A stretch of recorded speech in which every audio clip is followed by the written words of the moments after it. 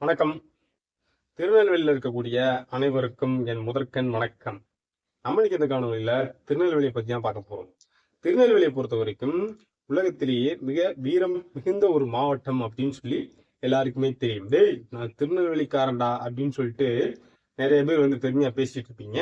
அப்படிப்பட்ட பெருமை மிகுந்த ஒரு ஊர் தான் திருநெல்வேலி. இந்த திருநெல்வேலி இதற்கு எப்படி என்ன பெயர் காரணம் வந்துச்சு அப்படிங்கிறத பத்தி தான் நம்ம இந்த வீடியோ பார்க்க போறோம். நிறைய பேர் என்ன சொல்லிட்டு இருந்தாங்க இதுக்கு முன்னாடி அப்படின்னு பாத்தீங்கன்னா, நெல் அதிகமா விளையிறதுனால இதை பாத்தீங்கன்னா நெல் பூமி அப்படிங்கிறதுனால நெல்வேலி, அதாவது நம்ம மாவட்டத்தை சுத்தி என்ன இருக்கு அப்படின்னு பாத்தீங்கன்னா வெறும் நெல்களா விளைந்துட்டு இருக்கு. இந்த மாவட்டத்துக்கு நெல் என்பது ஒரு வேலி போல அமைஞ்சிருக்கு. அதனாலதான் இதுக்கு திருநெல்வேலி அப்படின்னு சொல்லி பேர் வந்தது அப்படின்னு சொல்லி இத்தனை காலமா அழைக்கப்பட்டுட்டு வந்தது.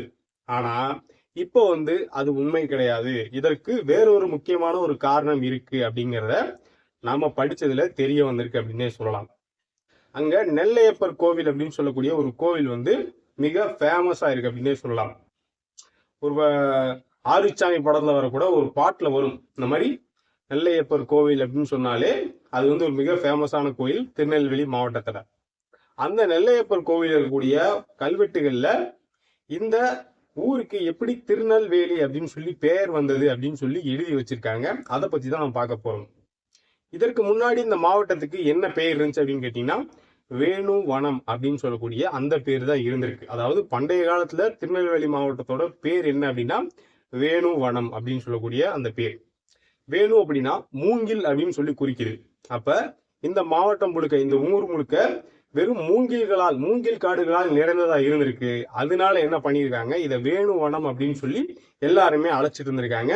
அதற்கப்புறம் எப்படி இது மருவி திருநெல்வேலி அப்படின்னு வந்திருக்கு அப்படின்னு பாத்தீங்கன்னா, திருநெல்வேலியில ஒரு அந்தனர் இருக்கார். இவரோட பேர் என்ன அப்படின்னு பாத்தீங்கன்னா வேதப்பட்டர் அப்படின்னு சொல்லக்கூடிய ஒரு அந்தனர். இவருக்கு இறைவன் மீது, அதாவது நம்ம சிவன் மீது அளவற்ற அன்பு பக்தி எல்லாமே இருக்கிறதுனால சிவன் என்ன பண்றாரு, இவருக்கு வரம் கொடுக்கிறாரு. இவர் மிகப்பெரிய ஒரு செல்வந்தரா மாறிடணும் அப்படின்னு சொல்லி வரம் கொடுக்கிறாரு.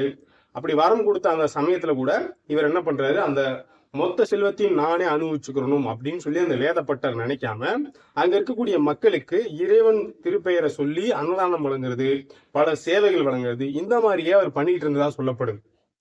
இப்படி இருந்த இந்த சமயத்துல மறுபடியும் இறைவன் என்ன பண்றாரு, இந்த வேதப்பட்டரை நம்ம சோதிச்சு பார்க்கணும் அப்படின்னு சொல்லிட்டு இவர் சோதனையில இறங்குறாரு. அதாவது திருவிளையாடல் அப்படின்னு சொல்லுவோம்ல, சிவனோட ஒரு திருவிளையாடல். அதாவது நக்கீரரே இவர் போய் சோதிச்சிருப்பாரு. நக்கீரர் தமிழ் மீது எந்த அளவுக்கு பற்று இருக்கு அப்படின்னு சொல்லிட்டு நக்கீரர் கூட சொல்லியிருப்பாரு, நெற்றிக்கண் திறப்பினும் குற்றம் குற்றமே அப்படின்னு சொல்லியிருப்பார் இல்லையா. அந்த மாதிரி சிவனே ஒரு தமிழ்ல இருக்கக்கூடிய ஒரு குறைய அது குறை கிடையாது அப்படின்னு சொன்னா கூட நான் விட மாட்டேன் அப்படின்னு சொல்லி நக்கீரர் சொல்லியிருப்பார் இல்லையா. அந்த மாதிரி நக்கீரரோட தமிழ் புலமை எந்த அளவுக்கு இருக்கு அப்படின்னு சொல்லி நம்ம சிவன் போய் அந்த இடத்துல டெஸ்ட் பண்ணுவார். இது இவரோட திருவிளையாடல்ல ஒண்ணு. அதே மாதிரிதான் இங்க ஒரு திருவிளையாடல் பண்றாரு. என்ன பண்றாரு அப்படின்னு பாத்தீங்கன்னா, இந்த வேதப்பட்டர்கிட்ட போய் அவரோட செல்வத்தை கொஞ்சம் கொஞ்சமா குறைக்கிறார். அப்படி குறைச்சாலும் இவர் நமக்கு சேவை செய்யறாரா பாப்போமா அப்படின்னு சொல்லிட்டு அந்த வேதப்பட்டரை ஒரு சோதனை செய்யறாரு. அந்த வேதப்பட்டர் என்ன பண்றாரு அப்படின்னு பாத்தீங்கன்னா, சுத்தி எல்லா பக்கமும் போய் அன்னதானம் இதெல்லாம் வழங்குறதுக்கு பணம் பத்தாம இருந்தா கூட என்ன பண்றாரு, மக்கள்கிட்டயே போய் மறுபடியும் கேட்க ஆரம்பிச்சிடறாரு.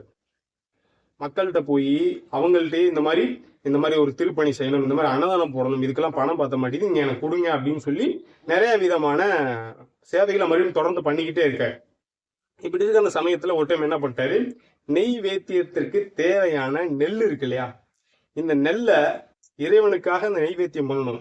இந்த நெல்லை என்ன பண்ணலாம், காய போடலாம் அப்படின்னு சொல்லி ஒரு இடத்துல காய போட்டுட்டு இவர் குளிக்க போயிடுறாரு. இந்த குளிக்க போற அந்த சமயத்துல என்ன ஆகுது அப்படின்னு பாத்தீங்கன்னா, திடீர்னு அவர் உள்ள போயிட்டாரு. உள்ள போன உடனே மேகம் கருத்து பயங்கரமான மழை பெய்ய ஆரம்பிச்சிருது. இவர் வெளியே பார்த்த உடனே ஐயோ அப்படின்னு சொல்லிட்டு பதறி போய் அந்த நெல்லெல்லாம் நினைஞ்சு போயிருக்குமே, என்ன பண்றதுன்னு தெரியலையே அப்படின்னு சொல்லிட்டு அங்க இருந்து ஓடி பாக்குறாரு. அந்த நெல்லு காய போட்ட இடம் இருக்கு பாத்தீங்களா, அது மட்டும் நினையாம இருக்கு. சுத்தி மழை பெஞ்சுக்கிட்டு இருக்கு, அந்த நெல்லு காய போட்ட இடம் மட்டும் நினையாம இருக்கு. அப்ப இது நினையாம ஒரு வேலி போல் இறைவனே காத்து அருள் இருக்கார். இந்த நெல்ல இறைவன் இருக்கன் அப்படின்னு சொல்லி அவர் காமிக்கிறதுக்காகவும் அவரை சோதனை செய்யறதுக்காகவும் இந்த மாதிரியான ஒரு காட்சி அந்த இடத்துல காமிக்கிறார். அதாவது அந்த நெல்லுக்கு மட்டும் பாத்தீங்கன்னா மழை பெய்யாம சுத்தி மழை பெஞ்சதுனால இது வந்து ஒரு நெல்லை வந்து வேலி போல காத்து நிக்குது அப்படின்ற அந்த அந்த இதுதான் என்ன ஆகுது அப்படின்னு பாத்தீங்கன்னா, இதுக்கு நெல்வேலி அப்படின்னு சொல்லி பேர் வந்தது. அதுக்கப்புறம் முன்னாடி மரியாதை நிமித்தமா திருநெல்வேலி அப்படின்னு சொல்லி வந்ததாக சொல்லப்படுது. இந்த கதையை இப்படி கேட்கிறப்ப முழுமையாக இதை வந்து எப்படி சொல்றது, ஒரு சிலரால ஏற்றுக்கொள்ள முடியாம இருக்கலாம், ஒரு சிலர் வந்து இதை உண்மை அப்படின்னு சொல்லி ஏற்றுக்கொள்ளலாம். ஆனால் இதுதான் அர்த்தம் அப்படின்னு சொல்லிட்டு அந்த கல்வெட்டுகள்ல பதியப்பட்டிருக்குது உண்மை.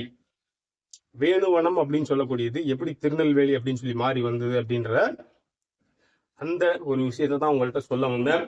சொல்லி முடிச்சுட்டேன். இந்த காணொலி பத்தின உங்க கருத்து என்ன? அதை கீழே கமெண்ட் செக்ஷன்ல போஸ்ட் பண்ணிடுங்க. மறக்காம நம்ம சேனலை சப்ஸ்கிரைப் பண்ணிடுங்க. நன்றி.